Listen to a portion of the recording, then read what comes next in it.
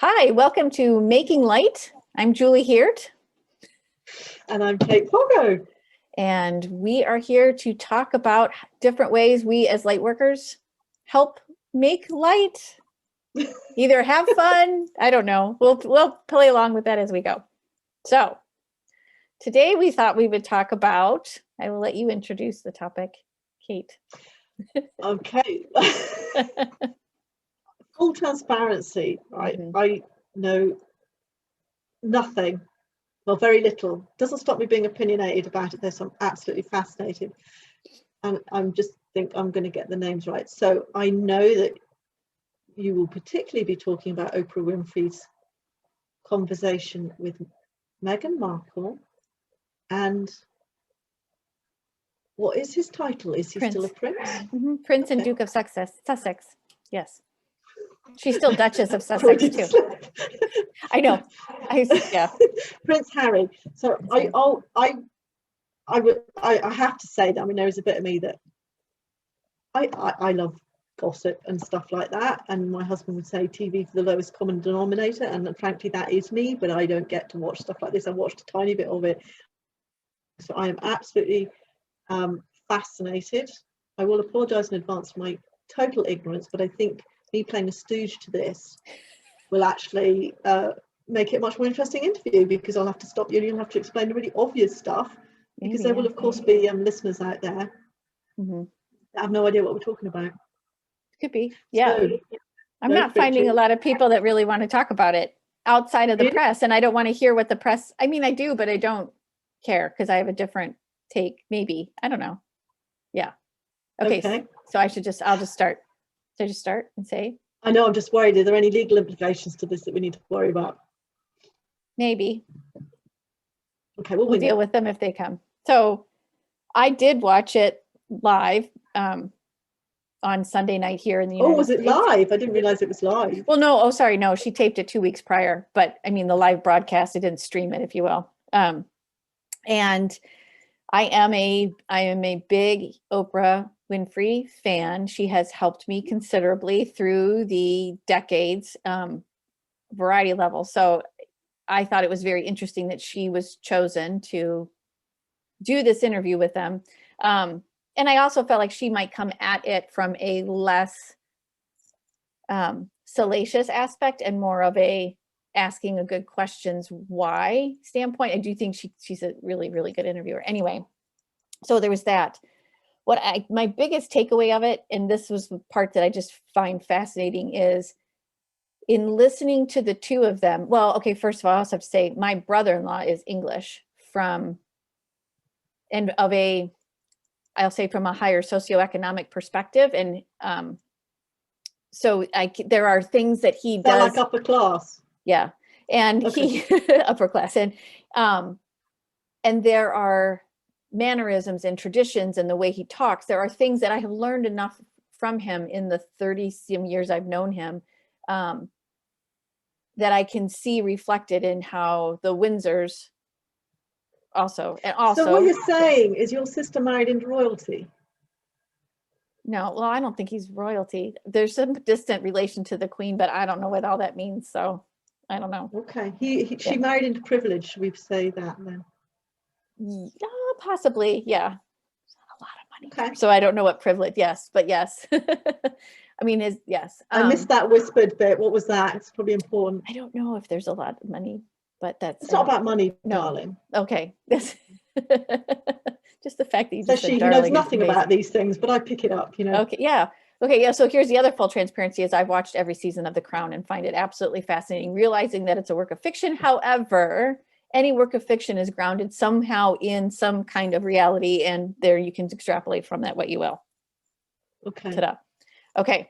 So what I did find, knowing that, first of all, I watched the two of them hold hands, which is not common for someone of Prince Harry's background to have public displays of affection. So I did find that interesting that they were holding hands. And there is a part of the story where holding hands meant a lot to them when she talks about where she had wanted to actually end her life. And they had to go out that night, and you can see in photographs, they're just holding on to each other so tight. So that's that. What I found the most compelling from the interview was, as you and I and our classmates and our friends and colleagues and everybody, we go through all of this work of higher consciousness, higher vibration, and all of this, and we're learning about the illusion. I thought it was interesting that Megan, to some degree, I don't want to say she threw the first stone. I think other people have tried to throw that stone of like, hey, this is all an illusion. But it was Harry himself that really brought it to the forefront and actually said, and I'm not going to quote him because I'm not going to get it right, but what I heard him say was, this is all an illusion. There's the firm and the institution and the family. And the family, for the most part, that matters because that's my dad, was my mom, it's my grandmother. But this firm and institution, this is an illusion. And I was living in it. They are living in it. And so he has great compassion for them because they're still living in it. I thought that was very interesting to hear. But just the mere fact that he called out the illusion, and watching a divine being having a human experiencing breaking out of the illusion on a talk show or in real life in the press or all the things that's very public, I found it really interesting as an example for all of us to realize that there are these things that we human beings have built up that at the end of the day mean absolutely nothing. What means the most is the love that the two of them had. And I find it interesting that the challenges that they have are the very things that we as humans are trying to question right now so that we can raise our vibration, our evolution, and all of that. I just find it's extremely, it's a very high example. And I'm hoping that because it's such a high example, but it was done through Oprah Winfrey, People Magazine, all the different places, more mass market places, that maybe that message might get out there for the greater and highest good. Right. Okay. Now, I don't want to play the cynic. But yes, you do. No. I am genuinely torn in my opinions about the royal family, in that I don't really know much about it. I was brought up in Kenya, so really couldn't give a shit. Don't really understand the class system. I appreciate that I am vaguely middle class and I've done all right by it, thanks very much, but it doesn't really resonate with me, probably because I am middle class and it's all right, thanks. I haven't been at either extreme end. I'd deeply love to be posh just because I want to drive a Land Rover and wear wellies and have a shotgun and stuff. Only shotguns and nothing. Anyway, yeah. That's a sort of joke, although there is an appeal to being able to pull a gun on someone. Kate, the spiritual. Just to qualify, the need for a gun only happened when I moved to the country and my cat started bringing home half dead animals, and you're just like, what be really handy to have a gun. I'm tired of hitting things with a shoe. Right. So full transparency, I don't really understand it. I'm very torn because my mother is very supportive of the royal family, but in a very narrow way, in that the Queen can do no wrong. But really it doesn't go any deeper than that. But then on my socialist roots, I don't agree with the privilege, but I don't think they have an easy time, sort of thing. I actually sort of feel like, do what you fucking have to do, and people that want to support you, stop interfering with other things. So here's what I want to know, especially from someone who is not directly impacted by the royal family. What purpose, from their perspective, did they have in bringing this to the world? Like, what? No, I don't understand any of this, as in what I sort of get what it's about. But like Diana's, I mean, God, that was how many hundreds of years ago? 30, 20, some. Oh, wait, no. It must be. Yeah, it must be, because I was actually living in Glassmarket. It must be 30 years ago, mustn't it? But yes. Anyway, but so what purpose do you think was their intention of bringing this to light?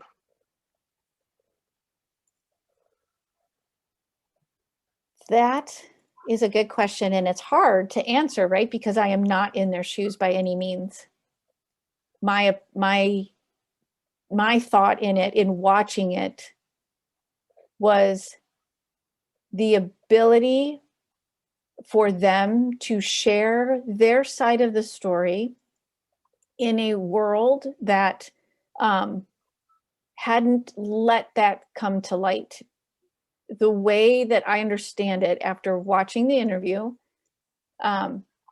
is the stories, once they got out into the press, would get completely turned around, and the institution or the firm, both either, did not do anything to rectify the situation so that the press would report it accurately as to what was happening.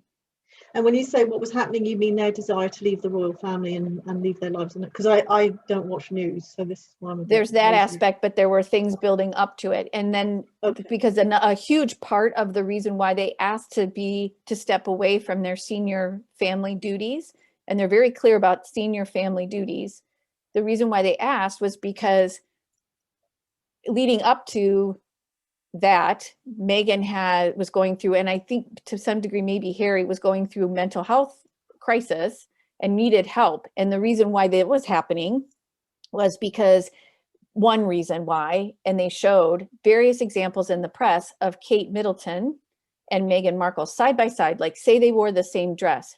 Kate wore it great, Meghan looked like crap. I mean, it was night and day, exact same situations, whereas Kate would be praised and Meghan would be downtrodden. And what Meghan really said in the interview was her friends were calling her saying, this is what's happening. Well, I thought they were protecting you. They being the family firm institution. I thought they were protecting you. They're not. And she also wasn't necessarily allowed to like go out and see them. She was very isolated. So you're saying the press deliberately constructed this comparison between the two of them, one favorably and one otherwise. Yeah. Why would the firm be able to control that? Or are they saying that was done deliberate, that was in some way encouraged by the firm? Because I don't see how anybody could prevent it, but I also don't understand why it would have happened in the first place. So yeah, maybe there was a deliberate. There were a couple of things going on that I took away from the interview. One is the ultimate systemic racism that happens, and that is a whole topic I personally do not feel qualified to talk about, right? Because I am white. I don't think Meghan Markle, I mean, I didn't even know that she's,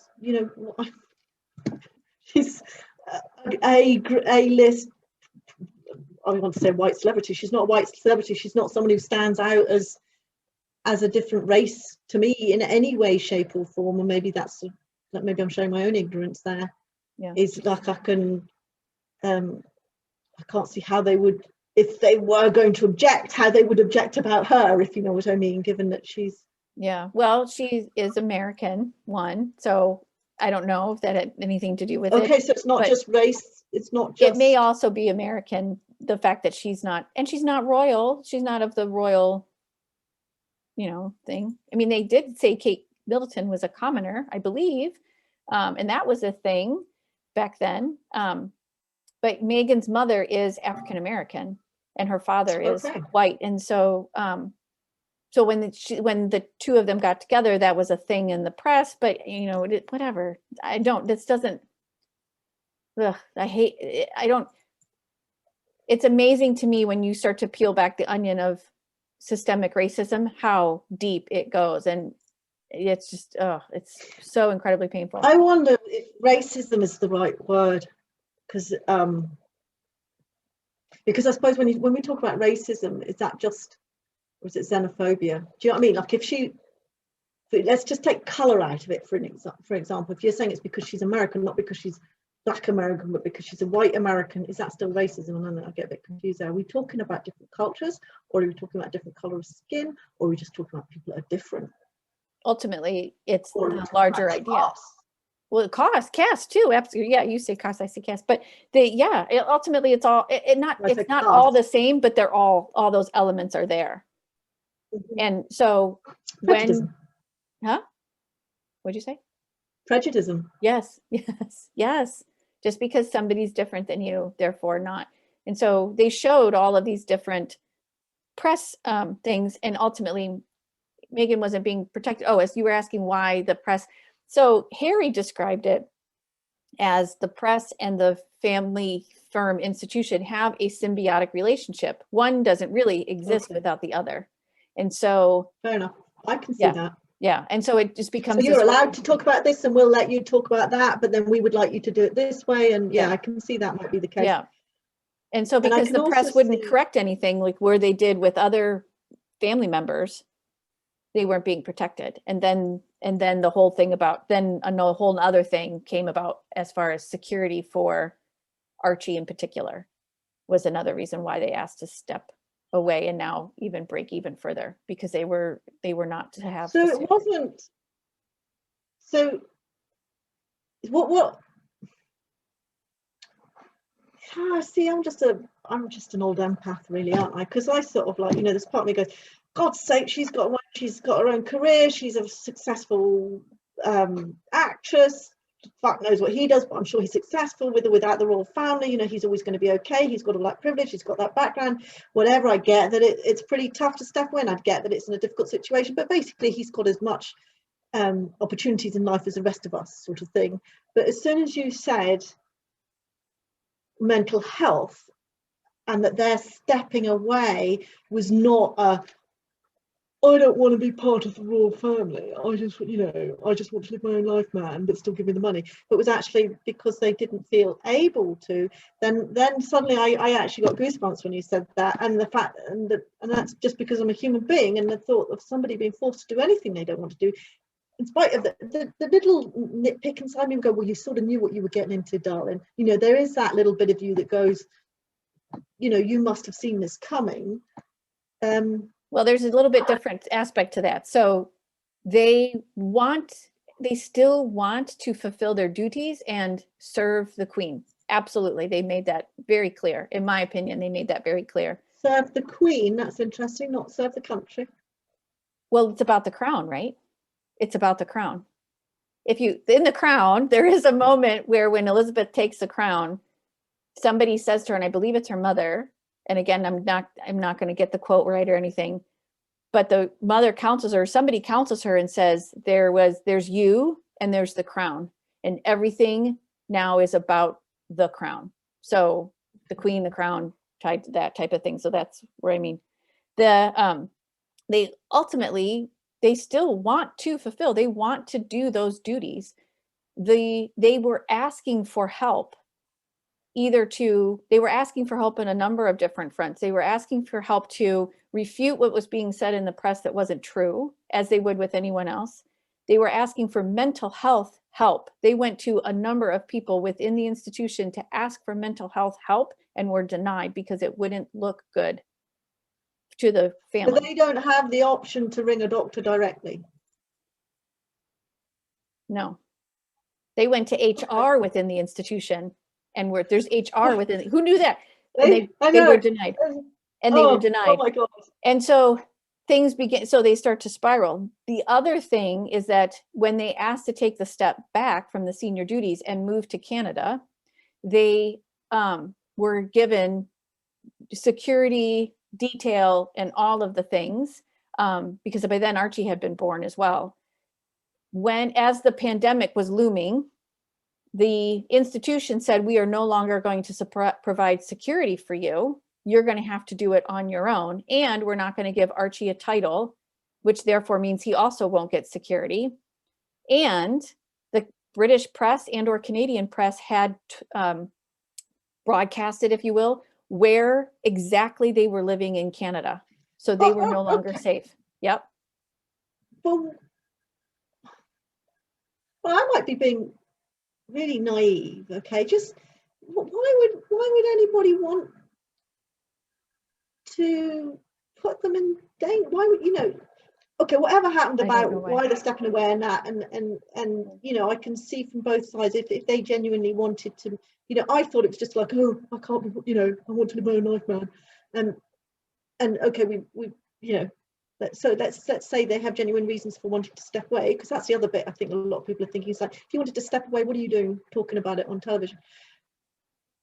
But if say all that's true, So in some way they have let the family down or whatever, and they are acting in a way that we don't want this getting out because it's disrespectful, or it will bring us into disrespect, whatever. Or going back to the illusion and how the illusion has to be. Yeah, you're going to poke a hole in the illusion. Yeah. But why then would they open them up to that vulnerability? Because you'd think that if that were true, they would be quite happy to pass them off to some obscure place and, security or no security, whatever, but, put them somewhere where they can't cause trouble and talk about stuff. I thought that maybe it was, I guess, I don't want to say the word threat because that feels a bit tough, but it's just as you start to work with your soul and less with your ego, how the ego starts to pull things in to pull you back. If all of this is an illusion and you, Prince Harry and Meghan Markle, for example, are trying to leave, one way the institution or the firm is like, well, I'm going to take your security away, so you're going to come back to us. I don't know. I'm just saying, using this interview as a metaphor for this illusion. So can they decide? So this not giving Archie a title, is this to do with the fact that because they were pulling away, that gives them because I didn't think that was something that you could beg or you could choose to do. I thought there was very strict rules about, the dissension of what they call it, like the line of inheritance and all of that stuff. I thought all this stuff was like signed in blood somewhere. I didn't think you could unilaterally decide. You can't. That. Yeah. Okay, so that's an empty threat. That's part of their, I'll say, frustration. I never know quite what word to use. That's part of Meghan Markle and Prince Harry's frustration, is that there is a creed. I don't know what the word is, but she talks about it going into history, and it's either George V or George VI. She wasn't clear, and I might probably have it wrong even from what she said, where it says that lineage, you get titles, and with the title comes protection. So when they said, well, we're not going to give him a title, therefore we're not going to give him protection, she's like, whoa, I don't need the title and protection, but my son does. Like, I want protection for my child, as a mother would, is how I felt. That's how it felt to me. So did it sound like then that if they stayed, then everything would just continue as normal? It was just them moving away that was causing this to happen? I think it was all, it felt to me like it was all building up. I don't think there's one thing that caused the institution to say no title, no security. I think it was all the building up, because I would say if Meghan and Prince Harry decided to go back, the mental health thing would come back into it. I mean, I don't see how, if I put myself in their shoes, I could not survive going back if I was going back to the same. I already know if I was in their shoes and I was having mental health crisis, if I know it's not going to be resolved, I'm going right back to where I was, which isn't healthy for me, if it was me in their shoes, kind of. So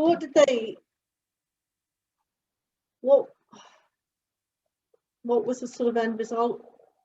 Was this just an expose? I don't know. Is there a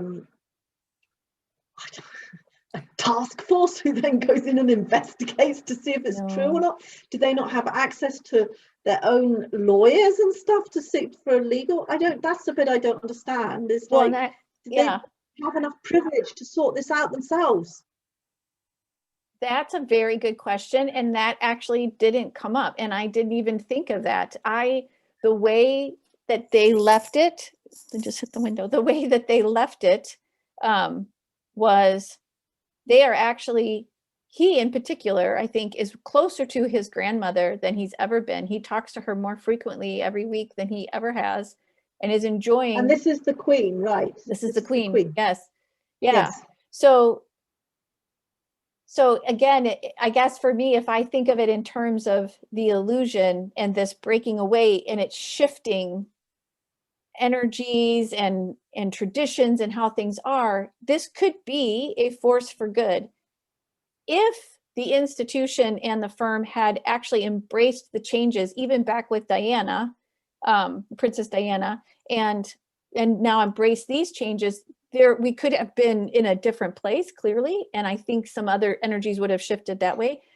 But I think for right now, the fact that they put in their mind, their side of the story out there, the firm is reacting. I'm not even paying attention. My husband's giving me reports, but I'm not paying attention because I just found the initial conversation of this, oh, look at the illusion. I'm showing you that this is an illusion. Can you see how people are trapped? Let's have compassion for them. Let's not have, there's no hate. There's anger in that, there's hurt and frustration, but I never felt from them like hate or any animosity per se. I feel like hurt, but I feel like that's what happens when you separate or begin to move or work with your ego differently, I'll say, knowing the book that we're currently reading, Matt Kahn. So that, I guess there are things that'll probably happen, but I don't know what they are. I don't feel like Meghan and Prince Harry are doing anything legally. They're like, okay, well, if that's your reaction, we are going to use the money that Princess Diana left Prince Harry so that we can get some security. And we're also moving ahead with doing some entertainment type things like Netflix. He's working with Oprah on a whole series on, I forget, I think children and education, and I forget now what it is. They talked a little bit about it, but he's partnering with other people to fulfill the things that they want to fulfill in this world and bring to light. If they can't do it through the means of being an active member, senior members of the royal family, they're going to do it a different way. And that also, to me, now that I say that out loud, was incredibly inspirational, because I didn't take it as a gotcha interview. I didn't take it as well, I'm over here and they're over there. It wasn't that at all. I thought it was very much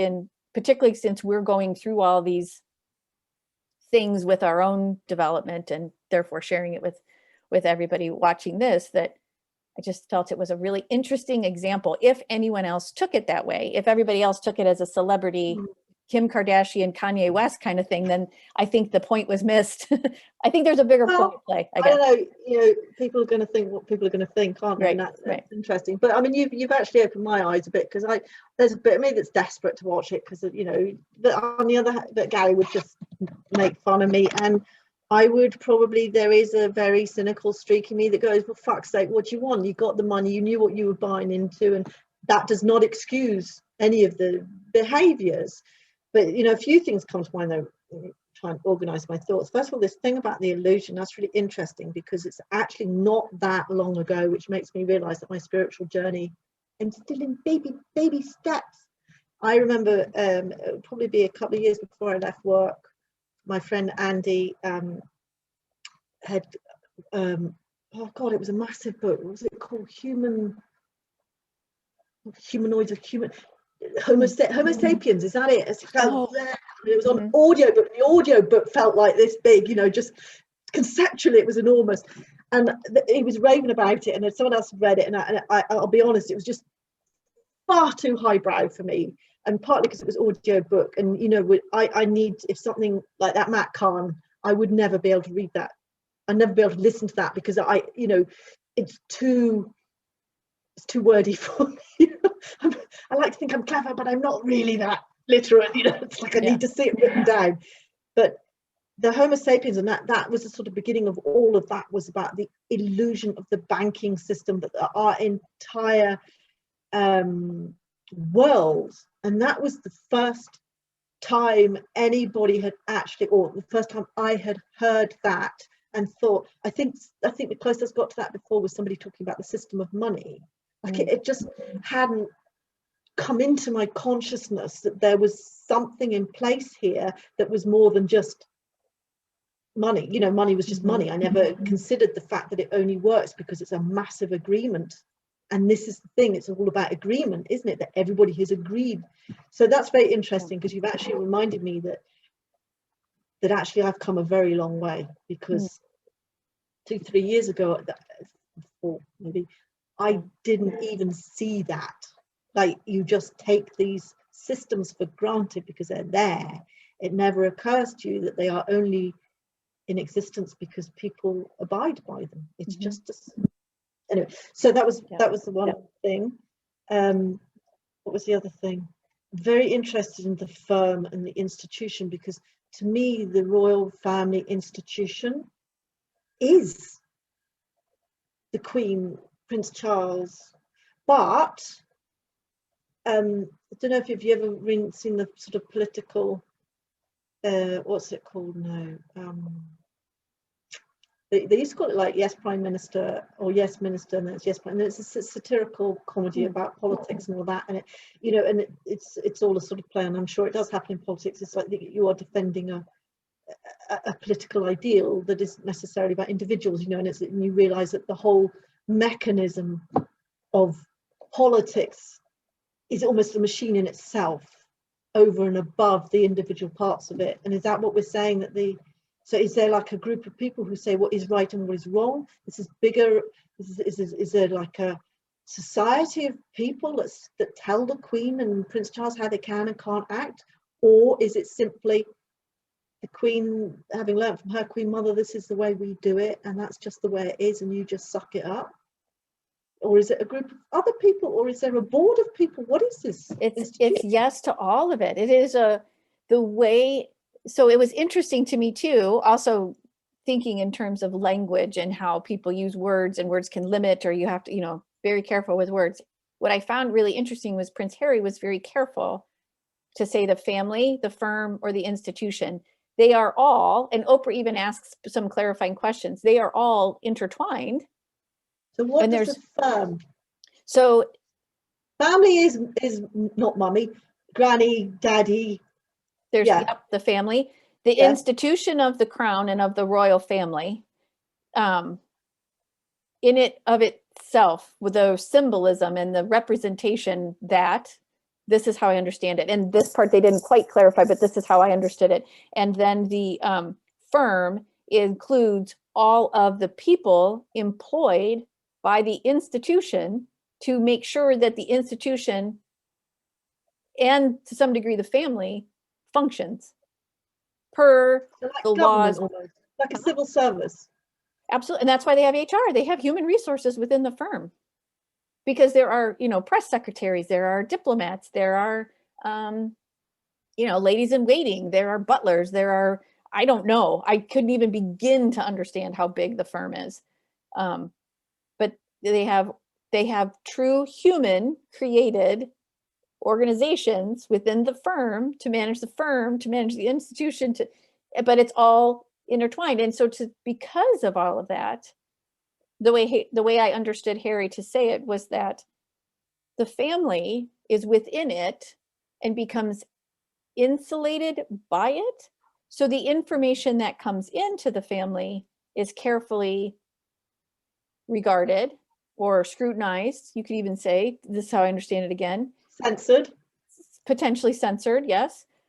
The information coming, and then also them looking out. Now, information looking in, of course, creates whatever it creates within the family. And so therefore their distortion or whatever their form of clarity is, and how they portray things going out to the public, it just creates, you can see this whole vicious circle. If nothing is ever really true, what is really true? Do you know what I mean? It would make a fabulous study, wouldn't it?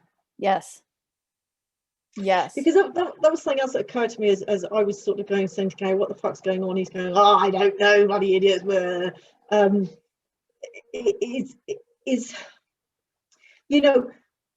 All of us in all our families or societies and all these things, we all have not skeletons, but there are always disagreements and things that come from, we've all got these little things. And it seems that the royal family, I'm not belittling anything, but there are these little tussles in maybe smaller, less grand ways happening on every level, in every family and society and organization, all over everything. Mm-hmm. Some we see, some we don't, most we disregard, some we knowingly acknowledge and laugh about and make fun. But this happens. This is just, I guess that's it, isn't it? This is just what happens. And there was someone else. Is it in When Power versus Force, I think? I don't know if do you remember? Yeah. He talked about, no, it's not. It's Conversations with God. Okay. Flake. I'm sorry. It's Conversations with God. Now, was this one or two? I can't remember. One of them got really quite deep as well. It was about organizational. But how, and he was talking about like God, Neil Donald Walsh was saying, well, he was channeling God, and they were talking about like the institution of medicine, how at some point an organization gets to a point where it becomes an institution that by the very nature of being an organization starts to evolve to protect itself and not focused on what, for all the right reasons. And it sort of has to happen when you reach a certain momentum, that in order to continue along this path, and I guess because people are involved and people have different ideas and everybody's good, you know, but that it then becomes and I guess it's not the word institutionalized, that's not right, but it then becomes an organization in its own right, where the survival of the organization becomes necessarily more important than actually what you're trying to do. And you know, I guess that's true of nearly every organization, isn't it? Because they all get to a point where they go, we're too big, they split up, and then they join together with somebody else, and then they get too big and they split up, and it's because at some point it takes on a life of its own. Yeah. And it's all an illusion created by humans that are part of the divine, that are divine having the human experience, but it's all created by humans for our own growth. Our own growth, I guess. It's just, I don't know. That we don't know yet, but we can explore that as we continue these conversations, clearly. And but it will be really interesting to see what comes of it. So you've opened my eyes, Julie. Thank you. Oh, you're welcome. Oh, thank you. I'm so glad. Yeah. No, I do. I was all ready to go, what do they want? They're rich. For God's sake, let them take care of themselves. Yeah. It just, but on a human level. On a human level. Yep. So, awesome. So I think that's going to conclude our chat for today. It is. Okay. That was really fun, Julie. I enjoyed that. That was really fun. We'll have to run it by legal, make sure it's okay to actually put this out. Yeah. Call him right now. We'll put a big disclaimer on it saying, Kate's a fuckwit. Please don't listen to anything she has to say. This is Julie does absolutely purposes only. Yeah, Julie's just going off on her weird woo. Yeah. No, but thanks for letting me talk about this, because I've wanted to. So thank you. Awesome. I enjoyed it. Thank you. Okay.